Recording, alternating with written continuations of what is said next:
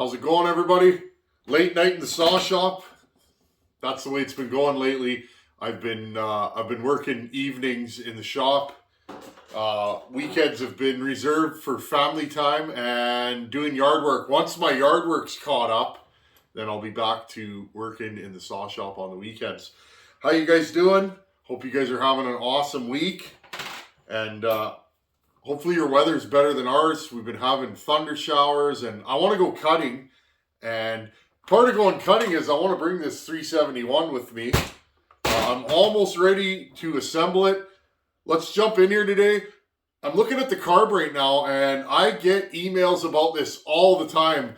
People rebuild the saw. They say, oh, the piston and cylinder were scored. I put a new top end on it. It ran okay, but now it's running poorly. Well, friends, I'm going to bring you guys in. Let's have a look at inside this carburetor. This is why you always want to rebuild your carbs when you're going through a used saw. And again, I don't know what the deal is with this saw. We put new bearings, crank seals, we're going to do a new piston, ring, cylinder. This is going to be basically a new saw with a blend of aftermarket and OEM parts. I was digging through my Husqvarna parts stash. This saw had some missing or damaged fasteners and things like that. So when I work on a saw, friends, I like every fastener to be correct. No rounded off heads. I like everything to be as good as it can be. Anyways, let's have a look at this carburetor. A lot of you guys are going to know what I found in here, but for some people, I get these emails all the time where it's like, hey, how come my saw's not running? And it's like, well, did you do a carb kit? No, I didn't. Usually, a lot of times is the answer. Here's what the carburetor looks like inside. Okay, friends, I took the screws off. Here's your bottom cover. Look at the sawdust in there. Just full. Okay, so you really want to get rid of stuff like this. And I know for a lot of you, it's like, yeah, I always do that. And again, more in here. Okay, just blow it out. And then here's the other side. Let's see what this diaphragm's like. It seems like it's pretty stiff. That crinkle is a stiff diaphragm. Right there, we know that this thing probably wouldn't have fueled very nicely, because that's your pump basically. It goes in and out with your impulse. Okay, so I wanted to show you guys this. I'm going to rebuild the carburetor, clean it up, put a new kit in it, and I'll be right back. Okay, took some Scotch-Brite, cleaned up the mating surfaces. There's a rubber gasket. Again, just line it up with the holes. This one's a little bit of a trickier kit to put together, but not the worst one I've done. Okay, right there. And then this diaphragm goes like this. Sorry, friends, I had it backwards there. There you go. Okay, this diaphragm goes like that. These little flaps open and close. Now, I'm going to do my best on camera. There you go. And it all just kind of goes together. Okay, now we'll do the other side. Okay, so that kind of makes sense, doesn't it? So on this side, it's diaphragm gasket. On these sides, this is pretty much all of this type of carburetor that you're going to find on chainsaw. It's gasket diaphragm on this side. This is your metering lever. Right here. Opens and closes. And again, friends, I've mentioned this many times. If you need more fuel, if your saw's running lean, bend this up. Okay? If your saw's running super rich, 9 out of 10 times, your metering lever is too high. It'll be spitting fuel out of the carburetor. I've done that myself, where you bend it, putting it together. Okay, then you just take this.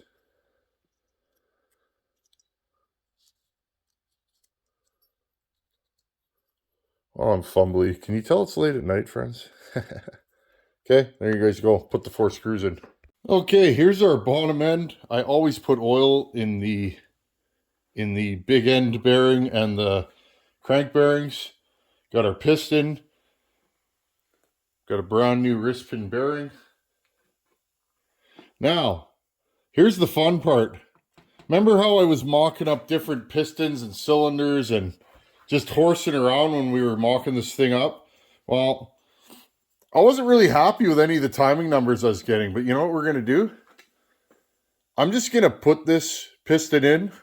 This is that one that we cut down, lightweight piston. And I'm going to run this thing. The timing numbers ended up on this cylinder, ended up about 98, 124, 160 on the intake. Not usually where I want things to happen, but you know what, friends? Let's just throw this thing together and see how it runs.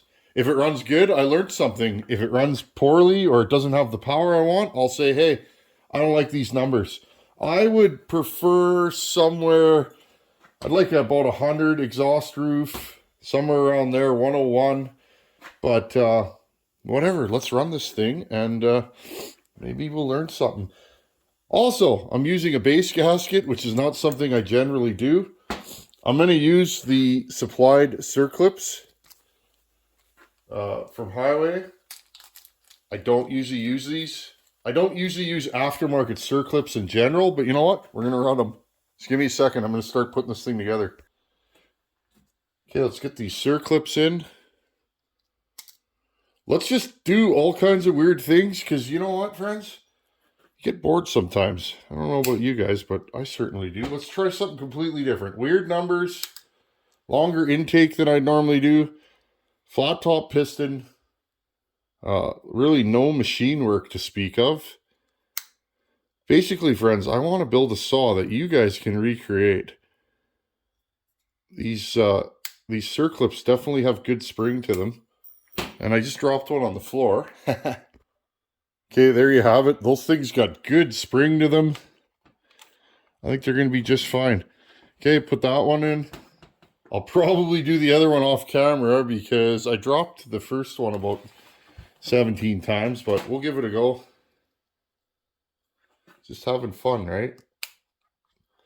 That's what this is for me. Working on saws, it's therapeutic, it's enjoyable. That's why I do it. It's a fun hobby.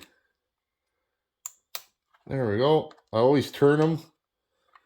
I give them a full rotation, and if they don't pop out, then I know I got it in the groove. Opening to the bottom usually. Okay, now here's the funky thing of this whole build. There's nothing exotic here. I'm just horsing around, seeing what I can mock up without doing a bunch of work. I did a super thin, super low tension ring on this thing, trying to lessen heat and parasitic drag, okay? So there you guys go. How thin do you want to make this? Well, that's up to you. This one kind of scares me a little. Maybe it's going to blow up. Maybe it won't. Okay, I'm going to get the cylinder. What I'm saying, friends, is don't try this at home unless you're willing to scatter parts. I also fit this piston to the cylinder. I do all these kinds of little things just to try and get a better running saw. It doesn't necessarily make more power, although it may if your piston goes up and down easier, less parasitic drag. The enemy for me is heat, okay? Air-cooled engines make a lot of heat. When you hop them up, they definitely make heat. So, sorry friends, I got the sniffles tonight. I don't know what it is, but okay, I'm going to start mocking the cylinder up, start putting this thing together, and we'll see how far we can get here tonight. Okay, and I'm inclined to put the intake on before putting this saw back together. Does it go up or down? I think I'm going to put it up, facing out. I don't know if that's correct or not. And friends, this is the first 372 that I ever built on this channel, so long time in the coming, many years. I don't think this is going to be my keeper build where I'm like, oh, I love these numbers, but it could be. You never know. Okay, let's see what this clamp's going to do here. Sorry, friends, we're off camera.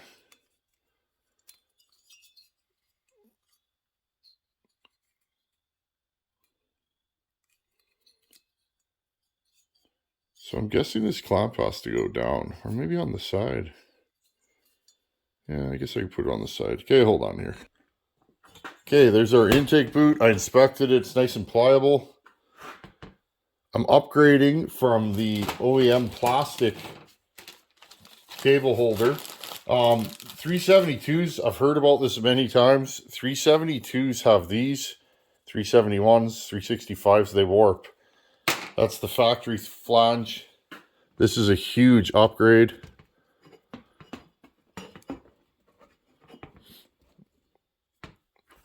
Okay, there you go. That won't flex or bind or strip. Next thing I want to do is my pulse line. I think this will be easier to pull through here now. I don't know why I'm so sniffly tonight. It's weird. It just all of a sudden started. Okay, I'll just do it like that. Get that ready to go. Okay, our rebuilt carburetor and boot. Make sure you put those red tubes in. Those are to keep heat away from the carburetor, these tubes right here. Okay, right there. Get the screws in. Okay, there's the whole assembly ready to bolt on. Okay, take my cylinder assembly. I've oiled the piston and the jug.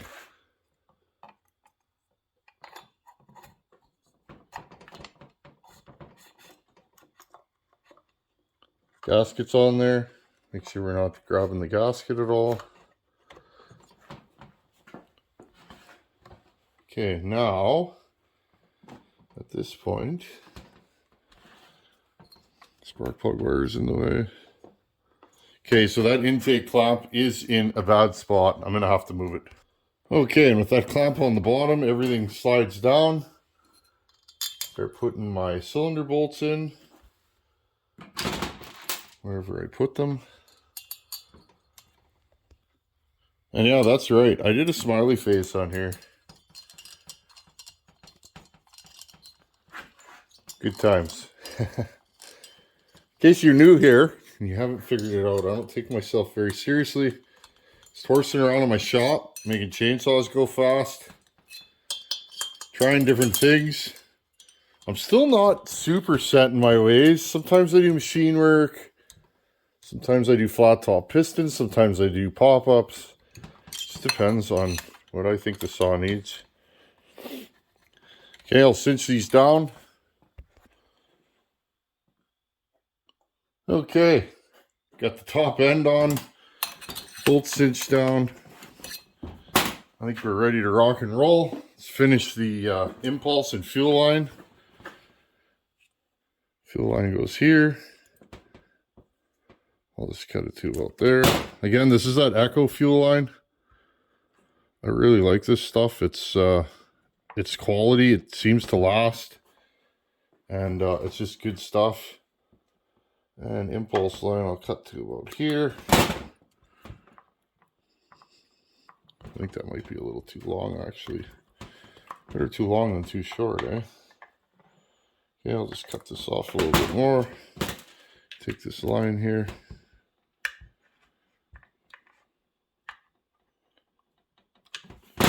There we go. That fuel line might even be a little bit too long. Well, there we go.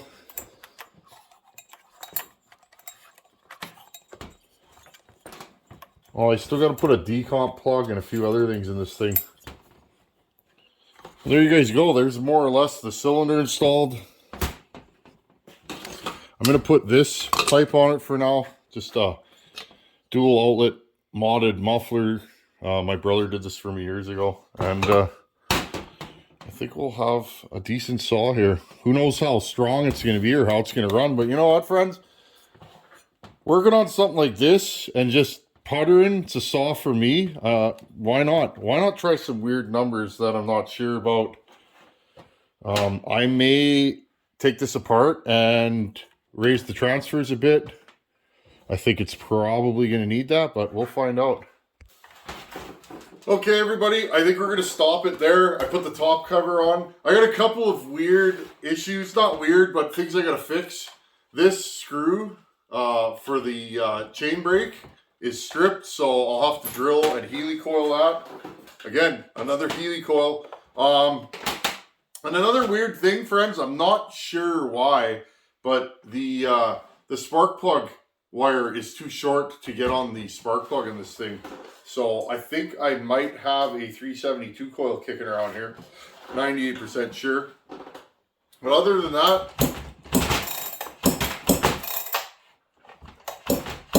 I don't consider that a true test. Remember, friends, I put oil in the cylinder, just a thin film, but we'll see.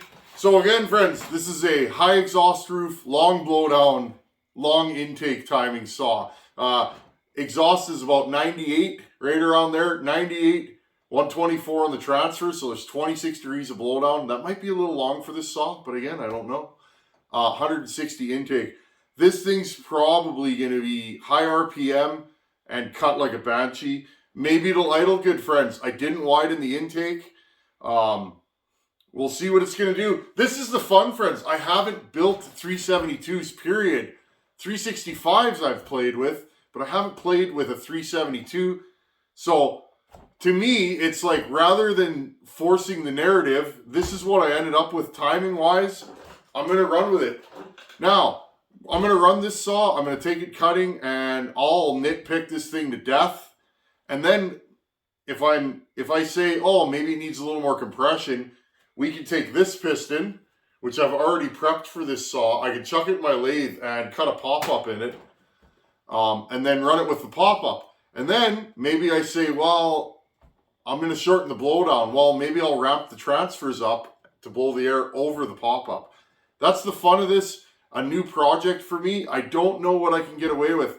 My initial thoughts were 100 exhaust or 101 exhaust, 125 somewhere around there on the transfers, and about 154 on the intake. That would be a solid work saw build. This thing's way off in left field. Lightweight piston, super thin ring. I hand fit the piston so she's not loose, not tight.